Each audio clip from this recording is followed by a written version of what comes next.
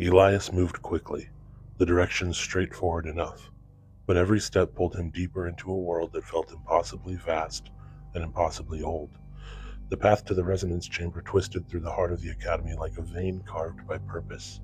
Stone pathways, smooth from centuries of footsteps, wound between gardens that pulsed with quiet power. Trees older than any city he'd known, their branches bent not by wind, but by will. Petals in shades he didn't have names for drifted in slow spirals through the air, suspended longer than they should have been, like the very breeze hesitated to disturb the place. Statues rose like guardians at every turn, warriors cast in poses that blurred the line between art and threat. One leapt forward with twin blades mid-flash, another stood with their hand outstretched and 5 elemental runes hovering frozen above their palm. Each figure was unique, each told a story, but none wore expressions of peace. Their faces bore the weight of sacrifice, of warning. In the buildings, Kyōtei's breath and bone were an elegant defiance of time itself. Sloping roofs carved like the backs of sleeping dragons. Support beams gleamed faintly with lacquered inscriptions. Doors opened not with hinges, but with the soft sound of release, as if the walls simply let you through if you belonged. Elias didn't know if he belonged, but the mark on his forearm pulsed, steady and sure, as if something inside him had already decided. Disciples passed him on every side, and he noticed how no one walked idly. Their steps were purposeful, shoulders squared, movements disciplined even in the smallest gestures. These weren't wanderers or children, they were young warriors in training, each one already carved into a sharper version of whoever they'd been before they arrived at Kyōtei.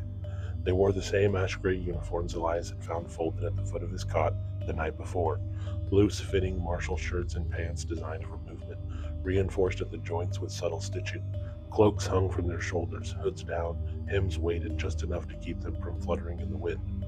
Every line of the garment was clean, unadorned, practical. No trims, no faction colors, no personalized markings. Just gray, equal, unclaimed. Outer disciples, same as him. Some moved in groups, whispering over scrolls, debating stances and forms in low, intense tones. Their voices carried the confidence of students who had survived their first year, or the arrogance of those who thought they would survive all the rest. Others walked alone, heads bowed, brows furrowed, lost in silent storms of their own. Not one of them loitered, not one of them wasted breath. Kyōtei didn't leave room for idleness. He caught glances as he passed, quick flicks of the eye before being pulled away, expressions tightening with curiosity or caution. A few lingered longer, as if trying to confirm the whisper they'd already heard, the boy who came through the pathless gate, the one the testing proctors had not expected, the one whose arrival hadn't followed any script. Not everyone knew him, but some did, and more would soon enough. As he moved eastward, the crowd began to thin. The tension in the air thickened, not aggressive, but reverent, like the space itself remembered something sacred. Then he saw it, the dome. Tucked between 2 weathered pillars and half swallowed by vines, it didn't rise with the grandeur of the other buildings. It sank, partially subterranean, as if the ground itself tried to keep it buried, or perhaps protect the world from what was inside. Its surface was etched with spirals, glyphs, and markings he didn't recognize. Some still glowed faintly in the crevices. Others had been worn down by wind, rain, and what felt like centuries of storms. It looked less like a building and more like something unearthed, ancient, reluctant, and humming with a power that didn't sleep. He stepped closer, and the air changed again. Quieter, thicker. The hum reached into his bones now, a low frequency that bypassed hearing and went straight to marrow. He came upon a wide staircase that led him down to the front entrance of the domed building. He took the steps quickly and stopped at the threshold, heart thudding, the world narrowing to the weight of the chamber before him. The resonance chamber. Not just a test, a truth. And it was waiting. Inside, a wide hall opened before him, dimly lit by pale crystals embedded in the curved ceiling. Other disciples already waited, some sitting cross-legged in meditation, others pacing like caged animals. A low hum filled the air, resonating in his bones. Elias noticed a boy standing apart, his features tense, eyes flicking nervously around the room. Another girl leaned casually against the wall, her expression unreadable, calm and detached. Elias absorbed it all quietly, aware that the alliances, rivalries, and reputations were already forming. At the center, an instructor stood waiting, tall and narrow with iron gray hair and sharp eyes. He carried the bearing of one who'd seen generations come and go, who had judged thousands and found them wanting. Gather, he called, voice steady but not raised. Elias joined the other disciples, stepping into the loose circle that formed around the instructor and the strange humming pedestal behind him. The machine was large, dome-shaped, and ornate.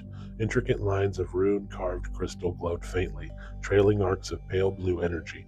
At its center rested a clear crystal sphere, pulsing gently like a sleeping heart.